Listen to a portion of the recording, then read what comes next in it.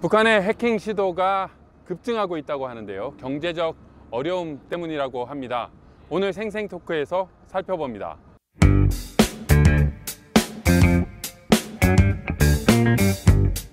미국의 수도 워싱턴에서 매주 전해드리고 있는 RFA 자유아시아 방송의 생생토크입니다. 자, 오늘의 키워드 해킹 그리고 북한입니다. 김서영 기자와 함께합니다. 김 기자, 안녕하십니까? 네, 안녕하십니까? 네, 북한이 해킹 요즘 점점 더 빈도수가 많아지고 있다고 하는데 이메일을 사용한다고요? 북한이 해킹을 해온 것은 어제 오늘만의 일은 아닙니다. 네. 하지만 특히 요즘 코로나 바이러스를 악용한 이메일 피싱이 늘고 있다는 소식인데요. 한국과 미국에 있는 보안 업체들에 따르면 한국 정부나 심지어 UN 기구와 같은 국제기구가 발송한 것처럼 한 이메일이 코로나 바이러스 내용을 담고 있는 이메일이나 문서, 첨부 문서를 발송해서 악성 코드를 퍼뜨리는 이러한 사이버 범죄가 증가하고 있습니다. 네, 그렇군요. 자, 코로나19로 전 세계가 굉장히 아픔을 겪는 이 와중에도 북한은 코로나19를 사용해서 범죄를 저지르고 있다 이건데, 그런 이메일을 만약에 내가 클릭을 했다 그럼 어떻게 됩니까? 그렇게 되면 사용자, 그러니까 잠재적인 피해자가 악성 코드를 본인의 컴퓨터에 깔게 되고요.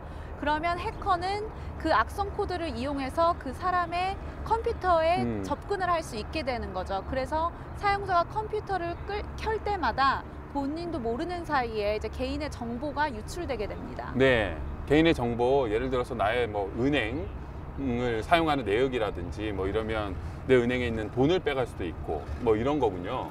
네, 그렇습니다. 네, 자, 코로나19 상황에서 이 같은 이메일을 이용하는 또는 다른 방법의 이 해킹이 늘어나는 이유는 뭘까요? 네, 북한에게 사이버 범죄는, 해킹은 외화벌이 수단의 하나인데요. 대북 제재가 강화되면서 특히 고립된 북한이 중국과 같은 최대 경제 우호국과의 교역도 단절된 상황이고, 특히 코로나 바이러스가 확산되면서 북한이 바로 국경 봉쇄 정치에 들어갔기 때문에 네. 지금은 거의 중국이나 러시아와의 무역도 없는 상황이라고 볼 수 있습니다. 이렇게 소위 돈줄이 막히게 되니까 상대적으로 물리적인 제한이 없는 개인이 실내에서 컴퓨터만 있으면 사이버 공격이 가능하거든요.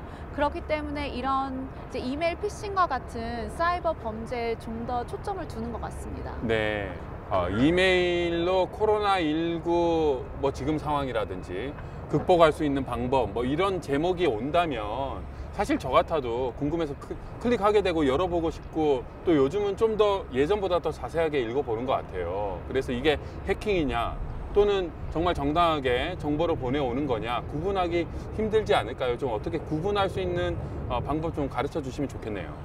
네, 사실 저도 최근에 사이버 보안 전문가랑 이런 얘기를 나눠봤는데요.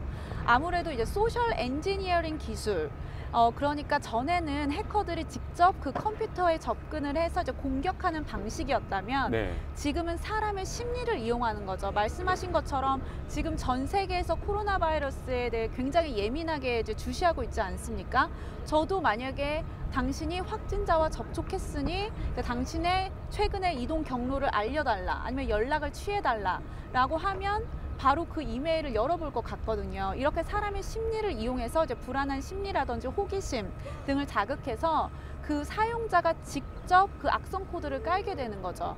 그리고 제가 이거란 방법을 전문가한테 물어봤을 때 사실 아쉽게도 어떤 피해갈 수 있는 방법은 개인이 주의하는 것밖에 없다고 하더라고요. 아니면 좀 발송자가 의심스럽다고 하면 그 정식 기관에 재확인을 해서 실제 이런 이메일을 보낸 사람이 있느냐라고 확인하는 게 아마 최선의 방법이겠죠. 네, 미국 재무부가 북한의 해킹 시도 또는 북한의 국제 금융 범죄를 계속해서 주시해오고 제재해오고 단속도 해왔는데, 그래도 북한은 해킹을 멈추기보다는 점점 더 많아지고 있네요.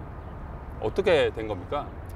네, 뭐 언론에도 많이 보도가 됐듯이 재무부에서는 사이버 공격과 연루된 북한 당국자나 아니면 제3국의 개인과 기업에 대해서 이제 제재 대상을 지정해 오고 있습니다. 얼마 전에도 이제 돈 세탁에 연루된 것으로 보이는 중국 기업 2곳에 대해서 이제 제재한다고 이제 발표하기도 했는데요.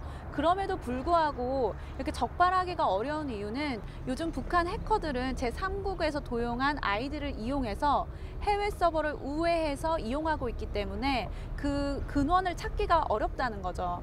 그리고 마이크로소프트와 같이 이제 세계적인 기업에서도 이제 자신들의 트레이드 마크를 이용한 그 도메인 50곳에 대해서 이제 북한 해커 추정으로 보이는 도메인 50곳에 대해서 폐쇄를 시킨 바 있습니다. 하지만 여기서도 이미 만들어져 있는 사이트를 폐쇄한 것이지 새로 만들어내는 사실 무한대거든요.